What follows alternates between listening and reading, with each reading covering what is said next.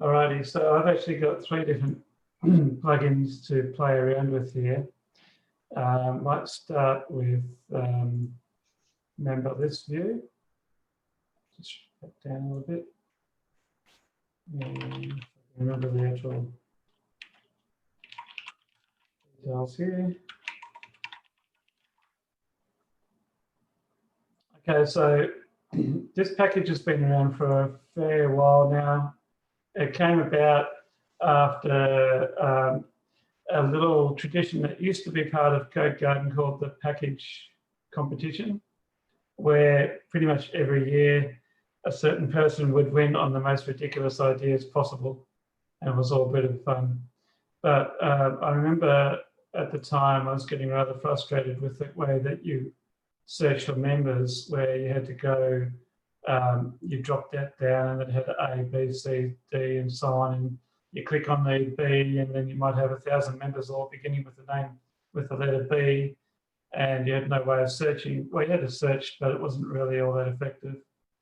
So out of that, I came up with the idea of using the newly introduced list view at the time, which was Umbraco 7.4, maybe earlier, can't remember now, and converting it to be able to use with members. And then probably a couple of months later, they decided to change the members so that you actually had this searchable, nice way of listing members by groups. But I still find that this is actually can be a lot easier for management of members, in that you can actually suspend or approve members and things like that. So I'll just approve that one. And if they're locked, which will go, and we can't actually lock them, I don't think. No. So I'd have to go to the database and lock that member if I wanted to test that one out. But the other thing here is we now have a filter, and by default, you can filter on the member type, you can filter on the group, you can choose a filter on the approved status or the locked out status. And it gives us a little preview of what the filter is, and then shows you the results accordingly. The other thing with this, which I think came out in a late version of the one for Umbraco 7, was the ability to export members for Excel or comma separated. So I can do that one. I can choose which columns to filter on, and it also picks up on all of the columns for the member types. So if I was to add a column, say to member type 2, let's see, we'll just add one here,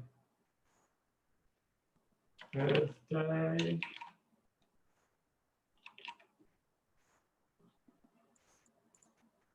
And then come back to members, and we'll set the birthday. Use a spring chicken. And if we come back up here, oops, it should be saved now. Yep. Let's just go, it'll be fine. So if we could try to export, we'll see birthday should be in the list there as well. So we can choose that. And then click, we'll do Excel, we'll click export. And I'll have to figure out why I didn't export. I think I actually know why.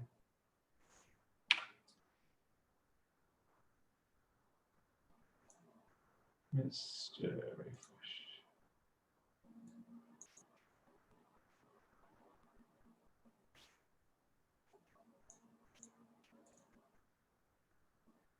Yeah, really old one, why not? Yep, I know why I broke it. I'll fix that. So it was working up until relatively recently. Love changes. Anyway, that's basically MemberListView.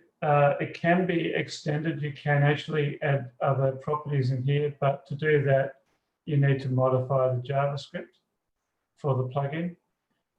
You can also add extra properties to the filter as well for filtering on that if you need to customize it. But again, it's a matter of customizing the filter dialog in the plugin. And I'm always open to suggestions. There's the forum on the Umbraco, but there's also the issues tracker on GitHub that tracks these sort of things. And I'll be doing a quick patch tonight. I'll look at it or early tomorrow morning. Well, I'm halfway through my time. So the next one is probably going to be the configuration editor, I'm guessing. Let's have a look. Yep, configuration files.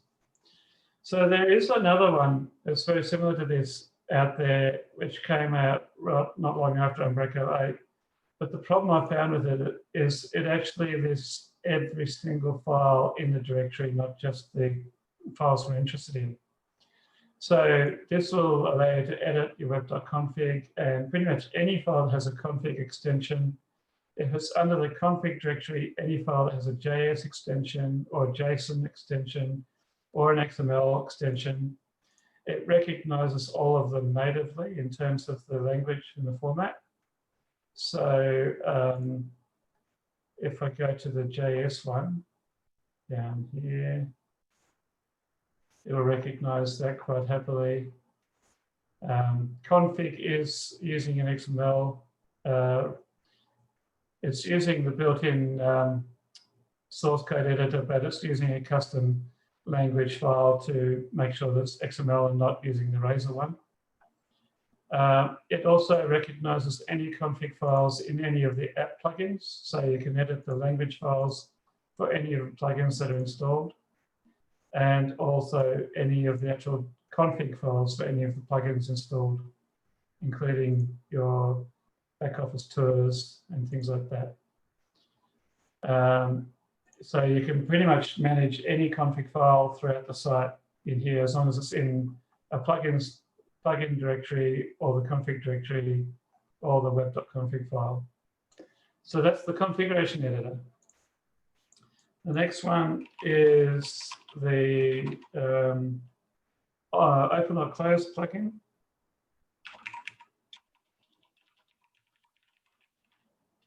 That's right, I might be wrong. No, it's in. So this was based on a version similar to this in Umbraco 7, but didn't make it into Umbraco 8. And when we tried to import it over to Umbraco 8, some things were a little bit broken. So I've basically cleaned it up, enhanced it a bit, re-released it.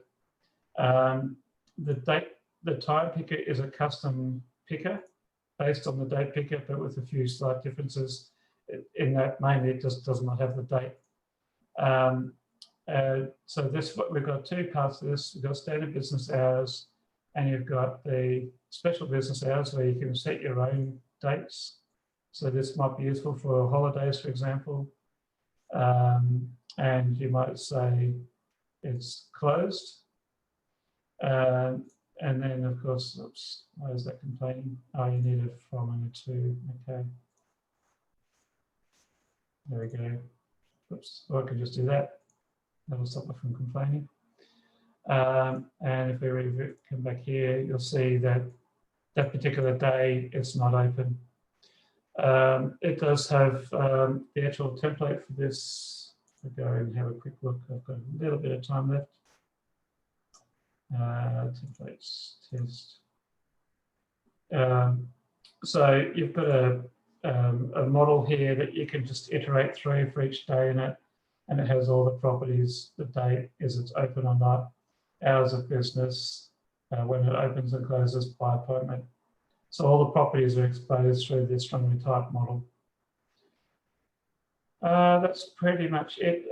There's a little bit you can do with regards to this. You can customize the data type in terms of whether you want what kind of labels you want, whether it's open or closed or something else.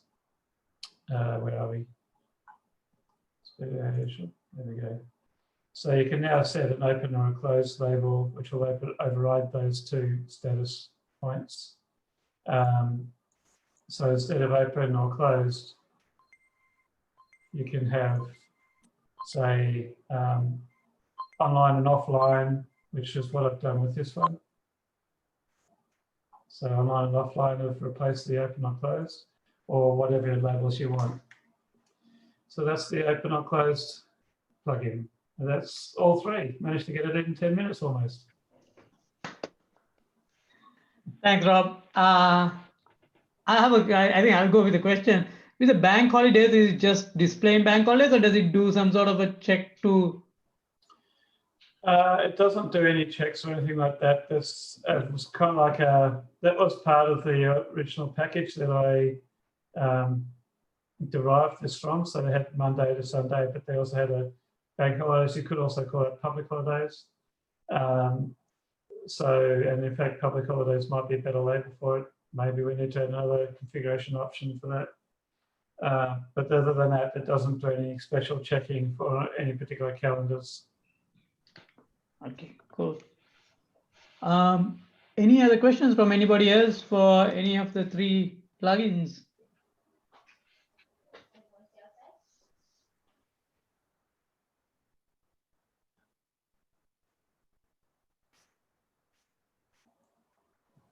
Silence of affirmation, as one of my colleagues says. That's fine. Yeah.